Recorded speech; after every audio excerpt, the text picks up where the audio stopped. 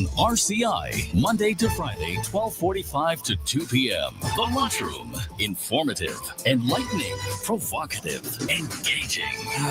The Lunchroom on RCI. Food for thought. The station that gives you, more lunch.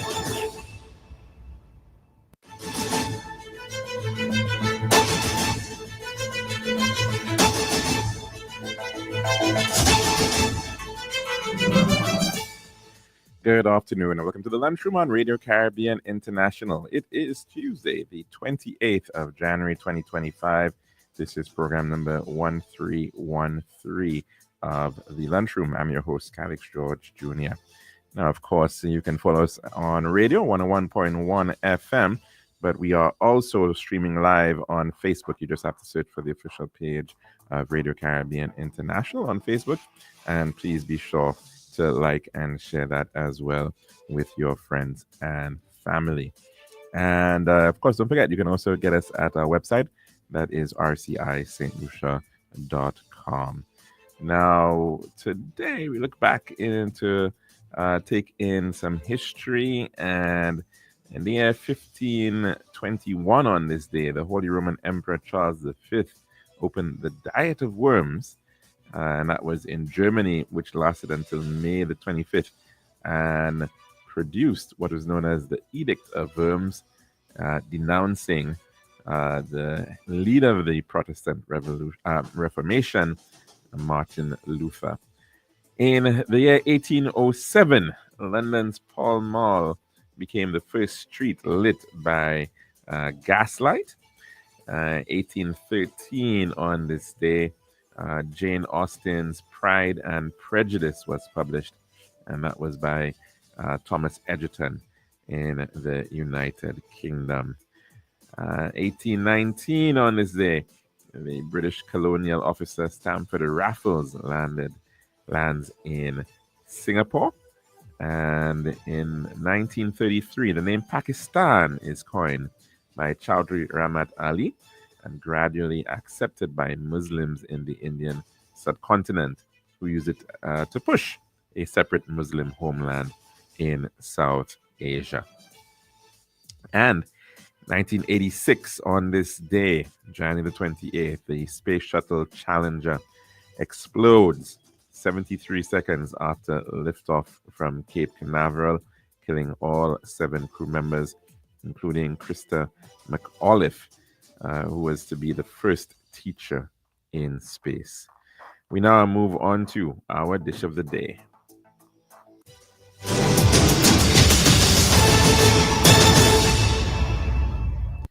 The daily dish is brought in the kind compliments of our good friends at Tiles Plus. One tiles for your home, I see.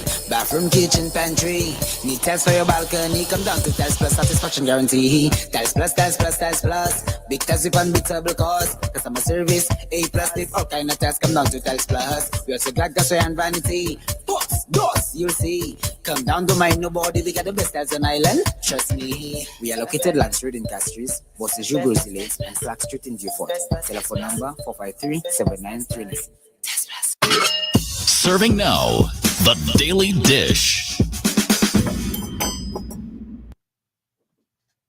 And welcome back to our program right here on the Lunchroom in Radio Caribbean International.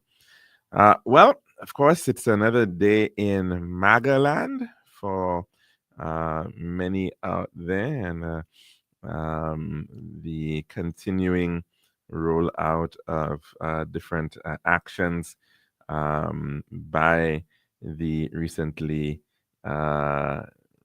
sworn in President of the United States is in fact sinking in. And of course, the implications regarding these actions are coming to light for many, not just in the United States of America, but certainly around the world. And a lot of it is clearly about the theater and ensuring that it is in fact seen, and even some of the actions by the Immigration and Customs Enforcement Agency, ICE, in fact, are being ably led by effectively ministers in the government of President Trump. The uh, the Secretary of Homeland Security, um, effectively the equivalent of the sort of the Secretary of the Home Office or Home Affairs, or for generally responsible for internal security.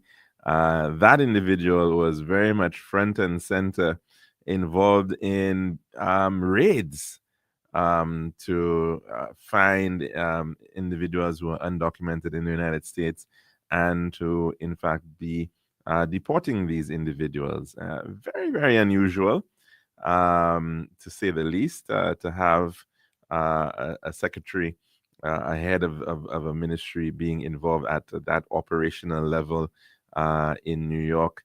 But that's what we're seeing, and of course, and certainly quite a lot of it is about the optics, not necessarily so much about the actual efficacy of the action, but certainly the Trump presidency wants to be seen to be taking a very hard line on individuals. And of course, some may say that that is very deliberate, and in fact, they want to ensure that the world is seeing that that in fact action is being taken on the matter of immigration.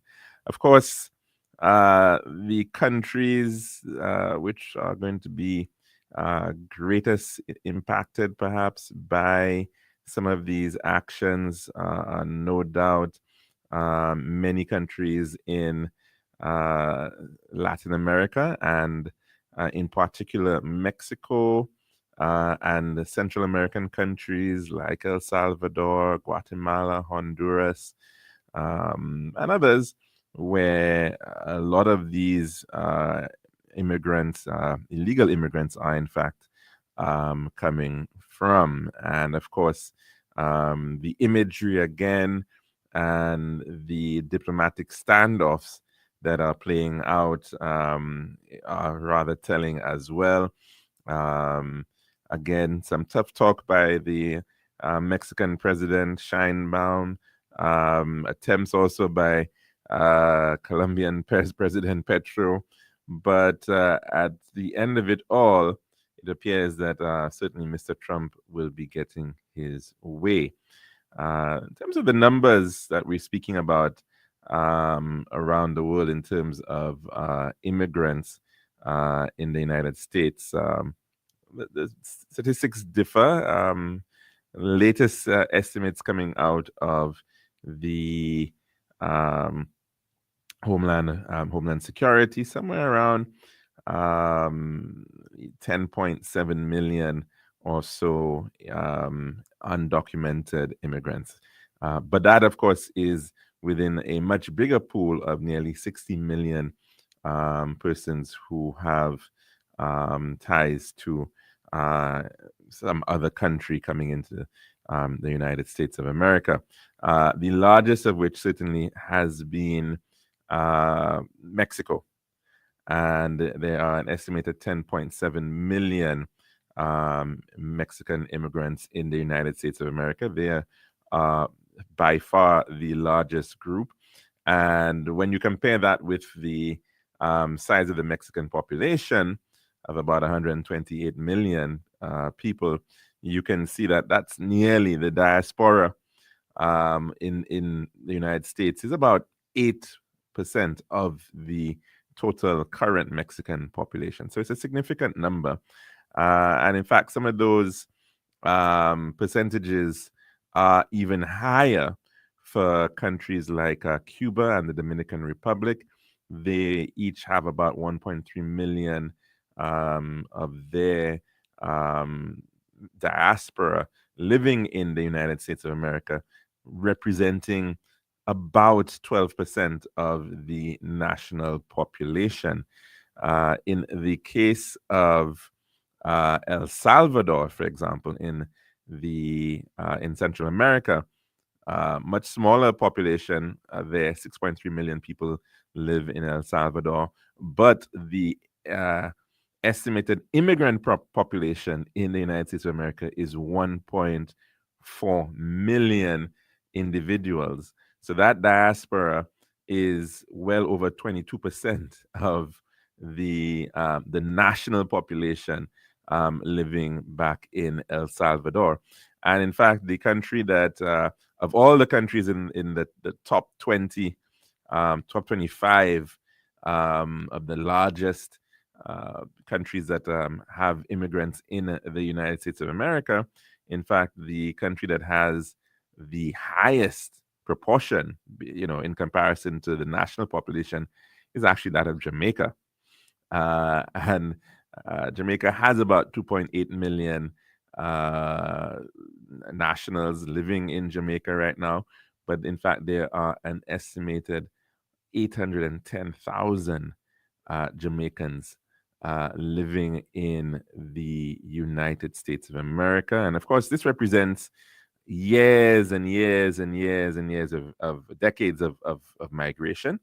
But when you compare it to the actual population right now, somewhere around 28.4%. I've been trying to get the exact figures for St. Lucia. It's a little difficult because it seems relatively low from what is available from US Census data, which puts it, I think, somewhere around 15,000. But I would hazard a guess that there are probably more St. Lucians than that, persons of St. Lucian origin who have emigrated to the United States of America. Like I mentioned, the vast majority of immigrants in the United States of America are there legally. So just to give you a sense of that list, as I mentioned, Mexico tops it with 10.7 million, followed in fact by 3 Asian countries, India, China, and the Philippines. India, nearly 2.8 million Indians in the United States of America, as well as 2.2 million persons of Chinese origin, and the Philippines, 2 million. But of course, these countries, especially India and China, these are the world's most populous countries, both over 1.4 billion citizens. So relatively speaking, a bit of a drop in the bucket, but certainly in comparison to the overall number of immigrants, significantly large numbers. Many of them, in fact, are also an estimated, I think, over 450,000 undocumented Chinese. So you do have quite a number of individuals as well who are coming from Asia, who are in fact also impacting on the immigrant size in the United States of America. Countries like El Salvador, as I mentioned, Vietnam, in the Caribbean, Cuba and Dominican Republic, Guatemala, South Korea has 1 million individuals, and then you get into Colombia, nearly 1 million, 130,000 immigrants over there. And also even countries like the UK, over 680,000 UK nationals emigrated to the United States. Germany has a fair number as well, 500,000. Now, mind you, of course, these are individuals who would have recently come across. Now, we could well appreciate that immigration in the United States from the 18th century, and of course, certainly during the 19th and early 20th century as well, largely came out of Europe. And so the numbers there, of course, are only the more recent arrivals, one could perhaps say, from those countries. Of course, even countries like Ukraine, 430,000, and the only one from Africa actually making that top 25 list is that of Nigeria, with about 450,000 Nigerians resident in the United States of America. Now, of course, one of the reasons why a number of individuals desire to migrate to the United States of America is, of course, because of challenges in their very own country and the disparity that, of course, exists across the world in terms of high levels of poverty, in terms of natural disasters that impact on the state of the economies of very many countries. War sometimes, of course, drives persons to become refugees. Ironically enough, Mr. Trump was, in fact, asking the countries of Egypt and Jordan to welcome refugees from Gaza in an attempt, of course, to also clean out Gaza, whatever that might mean, of course. So it is ironic, of course, that he is, in fact, encouraging immigration of such individuals, but, of course, not to the United States. So that is, of course, one of the major reasons, and the state of play in many countries quite often means that there is a need for outside support, whether by funding, whether by technical and other resources, to be able to assist those countries, to be able to build them back. And that's exactly what happened in the case of after World War II. And at that point, we certainly saw America becoming that superpower during that period of time. And it played a very important role in terms of the reconstruction of devastated countries in Europe, as well as in Asia, in Japan in particular. And considerable amounts of United States aid went into reconstructing these countries and supporting the ability of these countries to bounce back and to be able to grow again and to be able to support their growth and development. Very famously, of course, the Marshall Plan was rolled out in Europe, which provided quite a lot of aid for such reconstruction. And of course, in the case of the United Kingdom, they sought to utilize their colonies to be able to bring in much needed labor for reconstruction in the housing sector, as well as persons to work in healthcare and other parts of the UK economy. That, of course, Windrush generation.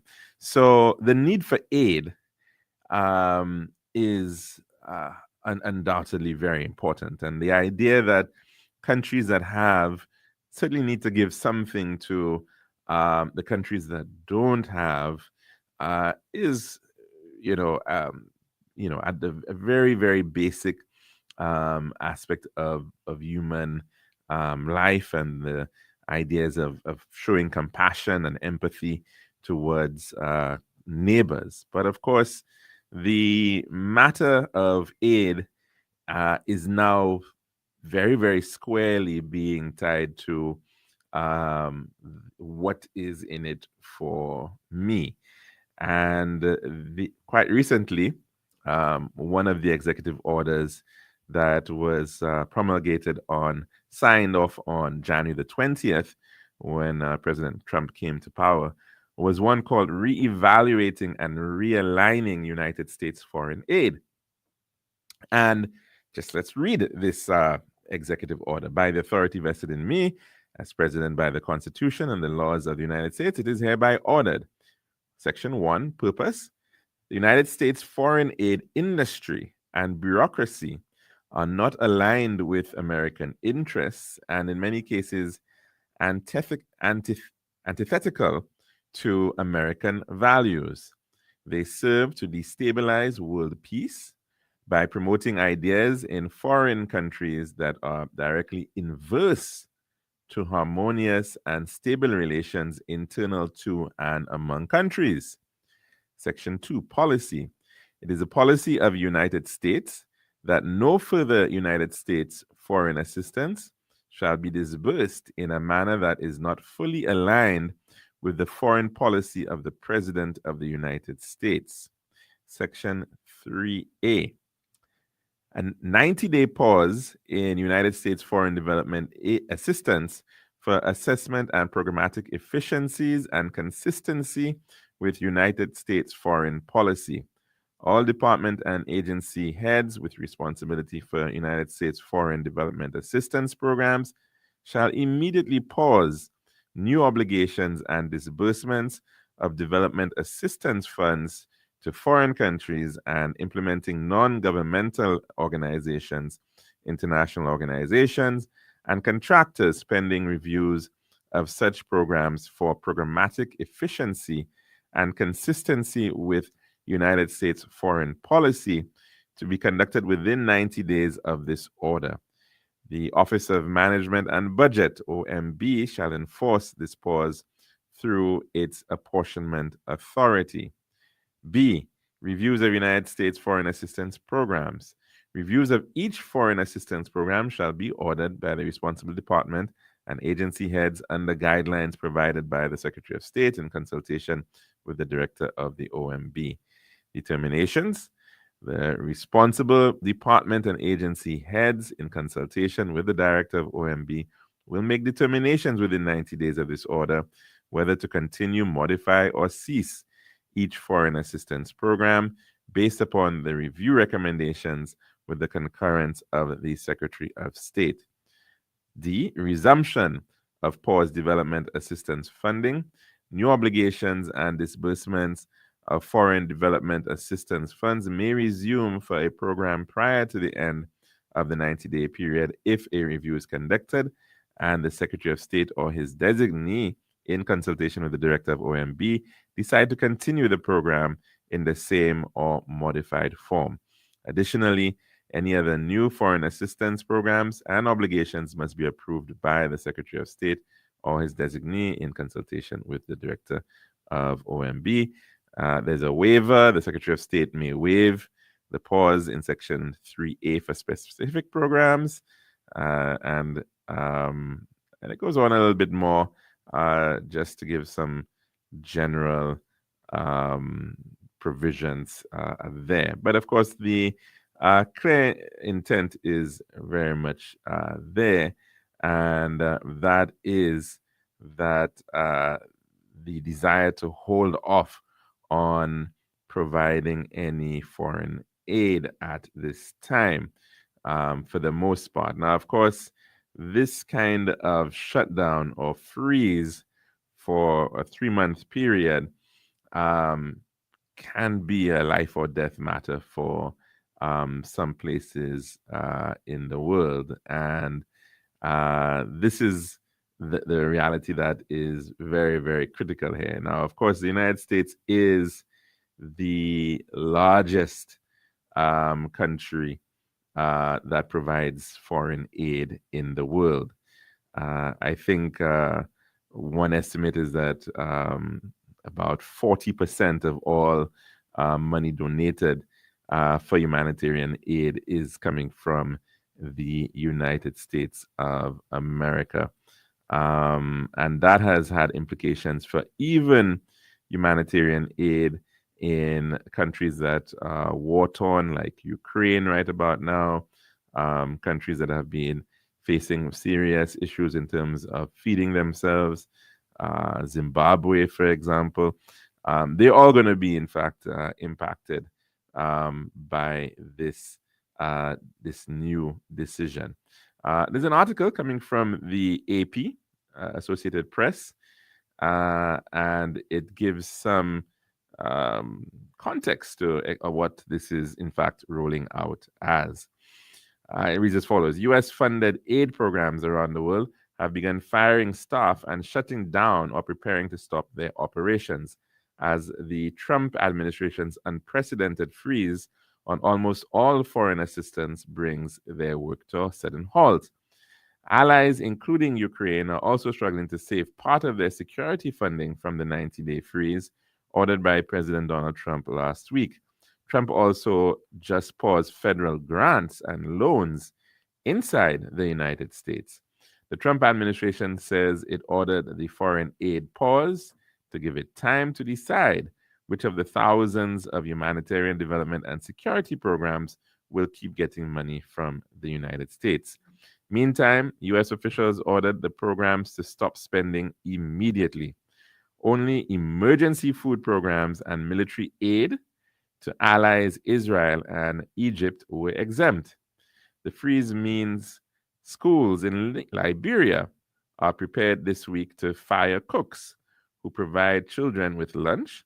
U.S. efforts to aid American businesses abroad and to counter China's rising influence could close. Veterans in Ukraine who call a crisis hotline may soon get a recorded message with no promise of a call back.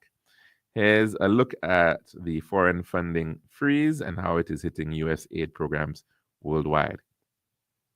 The United States is the world's largest source of foreign assistance by far, although other countries give a bigger share of their budgets. It provides 4 out of every $10 donated for humanitarian aid. Aid workers, local officials, and analysts stress that the scale of the freeze was difficult to grasp.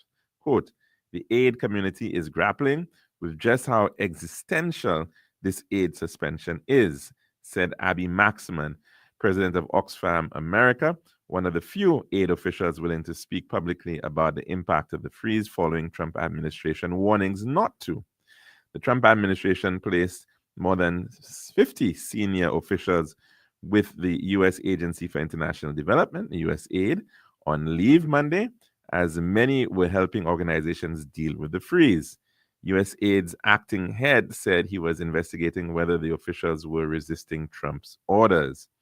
U.S. policy for decades has been that aid given abroad pays for itself through greater national security by stabilizing regions and economies and improving relations with partners.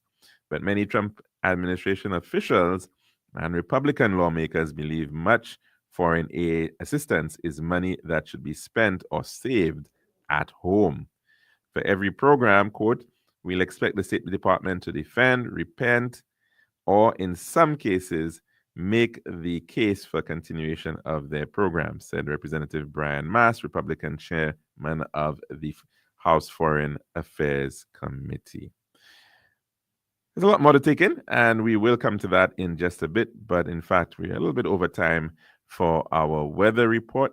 So we're going to end our dish of the day at this point, and so that we can take in our weather, thanks to the St. Lucia Met Services. This has been The Daily Dish.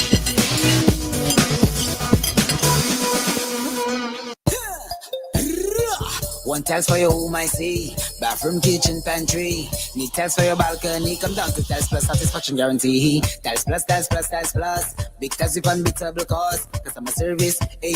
Need all kind of tiles. Come down to Tiles Plus. We also got gasway and vanity. Doors, you'll see. Come down to mind nobody. We got the best tiles on island. Trust me. We are located Land Street in Castries, Bossage, Bruce Lanes, and Flag Street in Beaufort. Telephone number 453-7939. Island style, yeah. We got the time to make you go. We got the time to make you say, yeah. We'll help you make the right choice. Island style. Whoa. We got the time that will make you happy. Island style. Oh yeah. We make your dream come alive. In Island style. We have tiles and thin sets, mixes and ground. Everything you need is on the house out. For the best price and the latest style. Take a little drive down to Island Style car. We got the time to make you go. We got the time to make you say, quality, price, service, choice. It's all an Island Style. Visit us at our showrooms in Bellarosa, Rodney Bay, on the John Compton Highway, Cass Street, and behind Ruby's Gas Station on the Library Viewfort Highway. So call us on 450-452 or 453-TILE. Island Style, tile and bath. When you think tile, think Island Style. This is Radio Caribbean International. It's now time for the weather news. And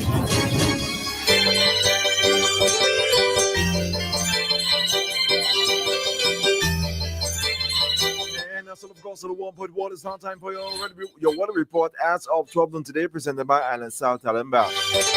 The forecast for St. Lucia Valley for the next 24 hours. Winds will be blowing from the east in the 21 miles per hour or 33 kilometers per hour. The vocational gust. The weather fair and breezy, becoming cloudy at times with a few showers. And there is an advisory in here which reads small craft operators and sea beavers are advised to exercise caution due to brisk winds and locally rough seas.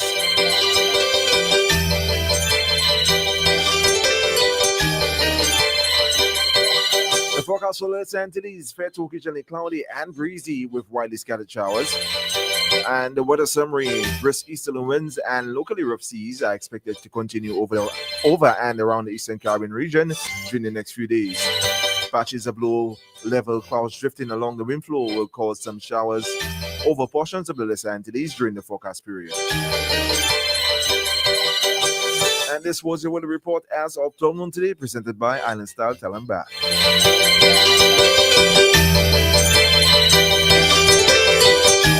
This has been RCI's Weather News. For more information, call the Weather Hotline at 454-3452. RCI 101 number 1. Island style, yeah. We got the time to make you go. We got the time to make you say, yeah. We'll have to make the right choice. Island style. Whoa. We got the time that will make you happy. Island style. Oh yeah. We make your dream come alive. In Island style. We have tiles and insets, pieces and ground. Everything you need is on the outside. For the best price and the latest style. Take a little drive down to Island Style Car. We got the time to make you go. We got the time to make you say, yeah. Quality, price, service, choice. It's all an Island Style. Visit us at our showrooms in Bellarosa, Rodney Bay, on the John Compton Highway, Cass Street, and behind Ruby's Gas Station on the Library Viewfort Highway. Or call us on 450-452 or 453-TILE. Island Style, Tile and Bath. When you think tile, think Island Style.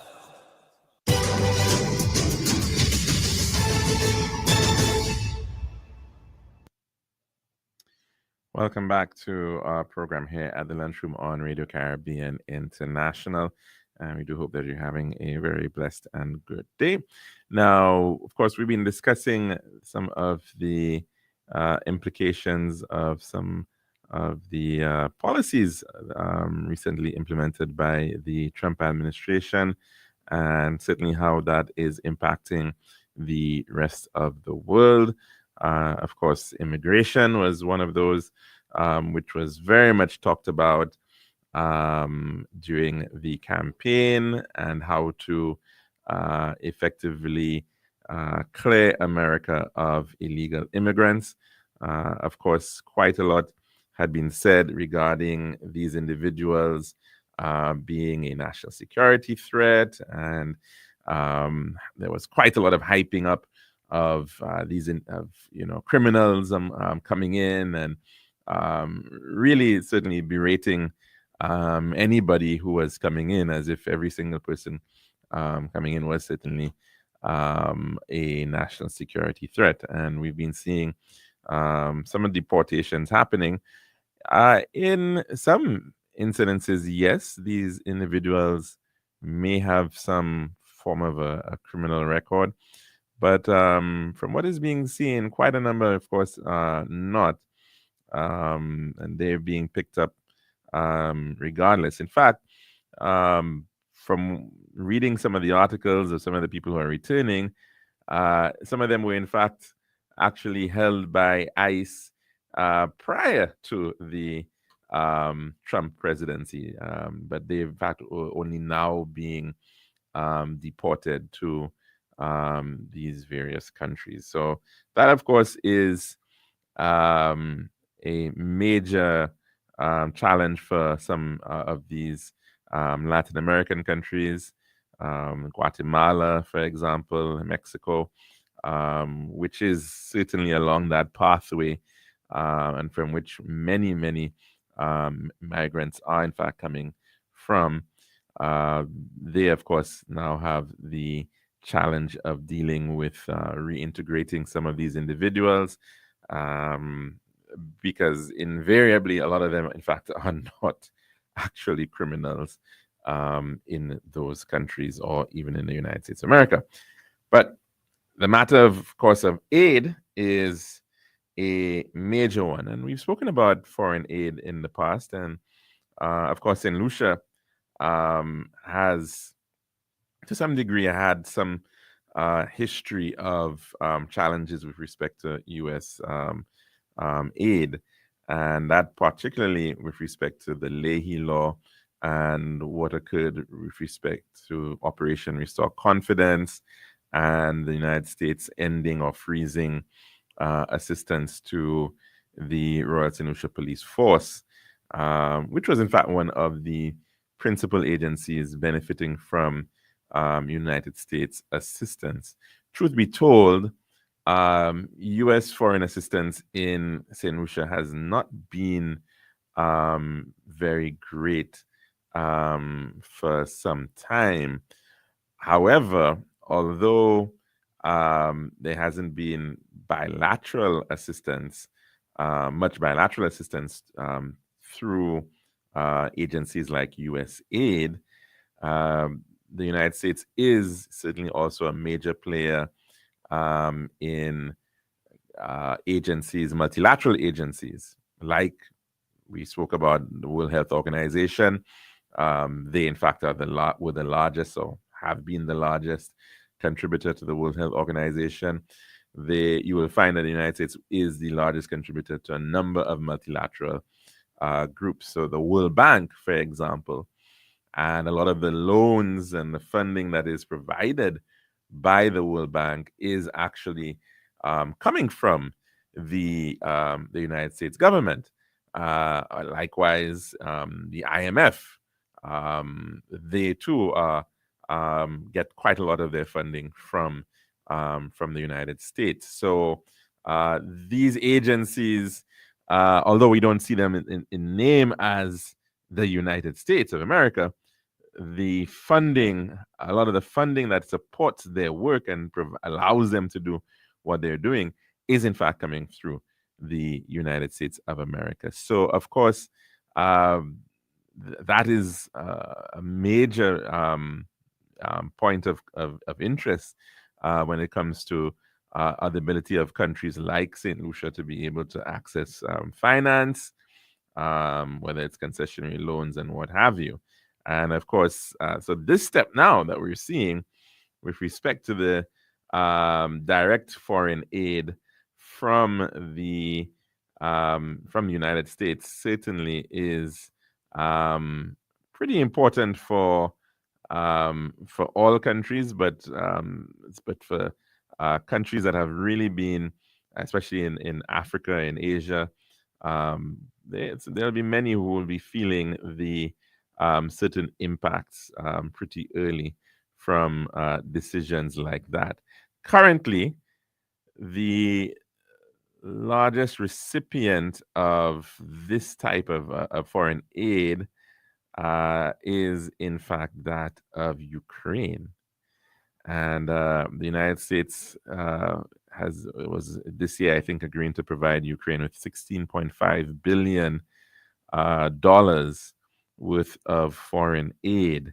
And then that would have been followed by Ethiopia with 1.6 billion, Jordan 1.2 billion, and then some other countries in Africa, the Democratic Republic of Congo, $1 billion, Somalia, of course, a country that we know has had very difficult times over the years with civil wars and tremendous fracturing, $1 billion there. And then many others like Yemen, for example, which is facing, again, lots of fighting and civil war going on there, nearly $1 billion. Nigeria, the most populous country in Africa, where again lots of challenges, with militant groups there. $900 million in aid was promised this year. Afghanistan, of course, another hot spot for quite some time, $800 million in aid. Places like South Sudan, where, of course, there's been quite a lot of challenges with the new country, break away from Sudan, the Darfur region, which we've spoken about in the past. There, of course, $794 million. Syria, and of course, all that is going on there, and the challenges with Syria. Just recently, of course, the collapse of the Assad regime, and no doubt lots of reconstruction, lots of difficult times, lots of challenges in these countries. $748 million of U.S. aid was supposed to be going towards Syria, Kenya, Sudan itself, again, facing civil war. So a number of these countries, Haiti was promised $330 million for the year.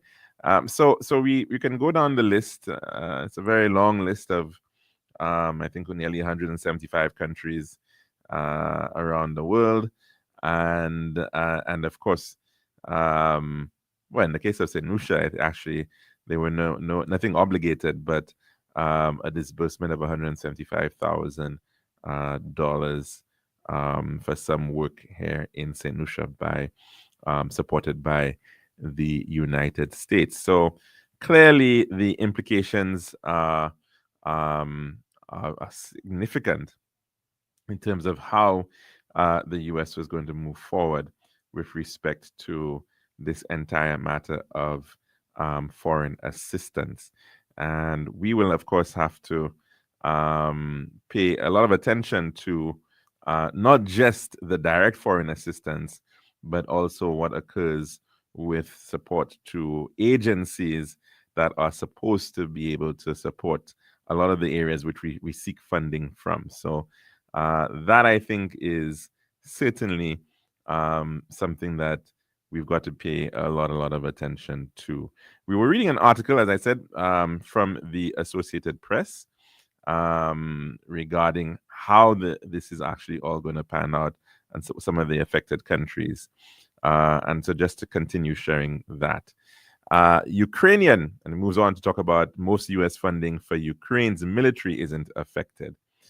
And it says Ukrainian President Volodymyr Zelensky says the U.S. freeze doesn't affect vital American support to his military as it fights invading Russian forces. Now, of course, if you want to call in at any time, you can do just that. The number to call in is 452-3046. Again, 452-3046, as well as our WhatsApp number. That is 724-0008. Again, 724-0008. And of course, the impact of U.S. foreign assistance, foreign aid, and how that is actually panning out is what we've been discussing thus far. But if you do want to discuss other matters, of course, we are certainly willing to do just that and to get into those matters as well. But yes, coming back to the article, which is speaking to the implications for Ukraine. Many, of course, have been speaking to the fact that Trump said that he was going to end the Ukraine war. That, of course, has not materialized. In fact, it is looking as though we may very well have to see it continue through the year 2025. But we'll have to wait and see how that also pans out. So Ukrainian President Volodymyr Zelensky says the U.S. freeze doesn't affect vital American support to his military as it fights invading Russian forces. That's mostly true. The only military aid the State Department is responsible for, and thus is covered by the pause, is foreign military financing and international military education and training. There are other baskets for UN peacekeeping operations and demining programs. Most of Ukraine's military aid, however, has come from the Pentagon. That includes a program drawing from existing arms stocks and another called the Ukraine Security Assistance Initiative, which is used to pay for weapons contracts that would not be delivered for a year or more. Neither of the Defense Department programs is directly affected by the freeze, although US officials say there is nothing in the pipeline either. But civilian programs vital to Ukraine's war effort do come from the State Department.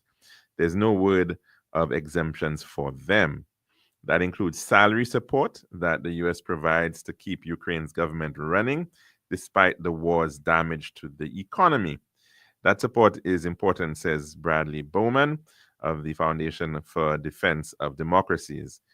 Quote, but I think if our European allies are reading the political moment in the United States well, they better be moving, I say quickly, to try to pick up most or all of that burden. Rather interesting statement there. Money for Ukraine's veterans and other programs wasn't spared. The U.S. has sent stop work orders to wartime civilian programs it supports in Ukraine. That includes Veteran Hub, a nonprofit that runs a crisis hotline getting up to 1,300 calls a month from Ukrainian veterans who need social and psychological support. Getting the stop work order this weekend, Ivona Kostynia, the nonprofit's leader, realized she could soon lose half of her trained staff of 31. If we had a month, say, warning, even 2 weeks warning, it would have been a lot easier on us, she said. We could have managed to somehow secure ourselves for this time, but there just wasn't any warning. Days before the U.S. freeze, the Veteran Hub received a call from someone on the verge of hurting themselves, Kostyania said. A hotline staffer texted the person through the night. And now we have to wait. And now what we have is a line that isn't working and basically no answer, which is terrifying for us, she said. This is also a death sentence for some. In the southern African nation of Zimbabwe, Gumisai Bonzo, director of a health nonprofit, worried for her organization and for herself. Zimbabwe is one of the few African countries to achieve a milestone in HIV/AIDS diagnosis, treatment, and suppression of viral load. That's thanks in large part to a groundbreaking HIV program created by Republican President George W. Bush, credited for saving more than 20 million lives. The program, the President's Emergency Plan for AIDS Relief, or PEPFAR, has been targeted by Republican hardliners. Bonzo had yet to hear word of a funding cutoff for her group, Trans Smart Trust, which promotes health services for bisexual and transgender people in a country where discrimination and stigma discourage many to seek treatment. Quote, everyone is just confused right now, Bonzo said. The 54-year-old has been taking HIV treatment for 23 years thanks to PEPFAR support that made medication affordable. Quote, I have been religiously taking medicines for over 2 decades. I am living a normal life again, and suddenly we have to stop, she said. That's a death sentence for many people. Some call it a cruel cutoff. Guillaume Moore, a former cabinet minister in Liberia, who is now a fellow at the US-based Center for Global Development, said the US freeze would hurt lives around Africa. US support helped West Africa recover from years of vicious wars. Money from US aid helped pay for school lunches, supported girls' education, strengthened health systems, and helped small farmers. Moore, as many colleagues did, called the sudden cutoff cruel. There is no wiggle room, he said. Abandoning this assistance hurts the U.S. because it makes no distinction between ally, partner, and adversary, he added. And US rival China will be happy to move into areas of Africa to build its influence and business contracts in resource-rich countries, Moore and other analysts say. Feeding hungry children in Liberia or malnourished children in Kenya, providing life-saving antiretroviral drugs in Uganda, none of these things undermine American interests, Moore said. The US has tried to raise its profile in the South Pacific. And we'll continue with that in just a bit. I think we've got a call coming in, so we'll just take this call in for the time being. Good afternoon and welcome to the lunchroom. What's on your plate today? Hi, good afternoon. Hi, caller. How are you doing? I'm fine, thank you. I don't know whether the Ministry of Youth and Sport, if they're the one responsible for the thing of all the fields around the country. The maintenance of the fields? In maintenance and even because example, the Leclerc field there. Mm-hmm. Last week there was sports because that's the term for right. school sports, and there was the sport at the Leclerc field. But there, from my brother said, there was such a large support. Mm-hmm. The parents did turn up. The support was there, lots and lots of people. But after a day like today, we don't even have a sitting accommodation for people where there's space. I just don't know if they have plans for that. Right. But I think it is time. It's about time they do something like that because children from the Pete Boutte primary, from Patricia James, you have children from other schools. Sometimes they come. That's the place they use for their sporting activities. But yet, even if you want to come, where's the sitting accommodation? Nothing like that. I mean, and it's not that they didn't have space for that. And that's what they said. It was supposed to have been in plan a while back, but yet nothing is being done about it. Yeah, you're right. I could have sworn I've heard announcements of the past regarding that Leclerc playing field. It has lighting now, right? I think yes, it has lighting because the fellas are playing at night time. But even my brothers are playing there sometime nighttime. They do have night games, but then it's sitting accommodation because it was supposed to have going by facing Massey side. That's where the sitting thing was supposed to be. Also, not even facility like I mean, like washrooms and stuff. Okay. Yeah. Because not only do they have, but was I don't know, was the thinking that the VBCC building would that have been to serve kind of like a pavilion to some degree? Was that I'm not sure. But the thing that there was plans for this. There was supposed to have been a housing plan there because they had this board showing you the. Oh no, you're talking about on the other side, but no, I'm talking about with the actual VBCC building itself. Yes, there could have been a pavilion, but they broke it down, and I don't see anything being done about it. And it's not only the fact that they just only sports in the field. They have had how many funerals on that same field there. And you find sometimes there's some, according to the religion, the service can be very, very long, and people have to be trying to find a place. Actually, right, I do recall visiting. Yes, thank God for the Helen daycare. Some people try to go on sick, yeah. So, I mean, with all of this, then they have fair, some health fairs there sometimes. There's so many different things that are taking place there, but most importantly, the sports aspect. And I think it's about time something is done to put in some sitting accommodation. Because it's just like that place where they do the house in place where the houses would demolish. Actually, like today, nothing is being said, nothing is being done. People have the need for housing, and yet you have a spot there. And it's an excellent location. It's a really prime location for for reinstituting it for housing, certainly. Yes, and everything on it. You got everything in very close proximity. Yes. But nothing is being done, and the grass keep on growing high because sometimes on a Saturday night when I come from Massey and passing there, it's just there with nothing. Then sooner or later, a couple of people might decide, okay, right, no, nothing has been done about that. That's Crongland for me to do, and they might just start building little shacks or something on it. Yes. And I don't think they will want that, because if people are going to see it like that, some rebellious or young person that don't care, then give, if just decide, look, it's just there. I need a place to build a home. I will do it. Now, if you don't want that, it's time something start being done on that land, or say something, because nothing is being said. Yeah. And they said to I agree with you that I think it should be something of a priority, because it really is an ideal location for multi-family homes, apartments, mixed use type development for the area.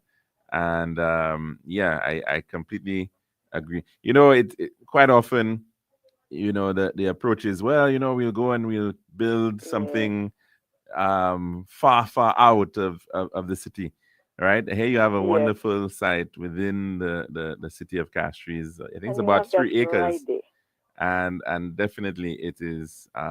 It's in a location where you got supermarkets, you got a field, you got health centers, you got schools, you got a beach, you got everything that you could possibly want. So I think it would be really attractive if something is actually done with it. I think that soon. they did promise people that what they said, because there are former tenants that are living overseas. Okay. That usually come now, and they were looking forward to the building that has, because what they're saying, they're so used to that place. The place is just wonderful for everything, quick access to the city and everything. Yeah. And they wouldn't mind putting their money to Precisely. buy those houses. And that's what was said, but nothing is being done. Even I had a number of my family members that came down just in November Day from England, but they're not Samoshas now, all born. But they came once when they were very, very little. And this is a place they just love, because the fact that they can walk to the beach, they can walk, get transport, all of those things. So when you tell me you're going to have this and just let it go to waste, and sooner or later they'll wait when guys decide to just build their little shacks or do things, and then they'll want to have to come and demo. But it's time something be done about that. They're looking for a housing place all over, but yet they have that one right there, and nothing is being done on it. Well, I really hope that your statements are being heard, because I think you're very much spot on regarding that area, and of course the field too. I mean, point taken. Yeah, you have the field, you have the court. Yeah. There's so many things around. You have preschools there where you can take when the preschoolers want to have the school sports. Perfect place for them to have to come and have their fingers on that field there. Yet, if you are sitting, even their parents can come and sit and watch their little children, because sometimes. But when you tell me you don't put accommodation for none of those things for housing or for people that want to come on. And is the senior care center still operating? Is what that? There's a senior day center, yes. Right across there. Across the road. Is that still operating? Yes, it does. Okay, great. It's still in existence, because I think last month there was a health fair on the field, and from there they went across there for some lunch or whatever it is. Okay. So they have that. So what about those the seniors they put at the daycare day during the day? What if they want to make them take a little walk around the field just to exercise? Maybe just sit out there instead of just inside there until they're picked up. There's some thing. I just feel that they're hearing and decide to, at least even though you have not started it, but say something so people will be aware that you're still considering doing something there. So at least they can have some hope that something is going to be done. Well, thanks very much for that caller. Okay. Have a good one. And thanks again, of course, to all those who've been listening. We actually are over time already, unfortunately, for the program. But of course, we'll be back again tomorrow and for the rest of the week. So we do hope that you can join us for that. God willing, I'm your host, Calix Shaw Jr., saying goodbye.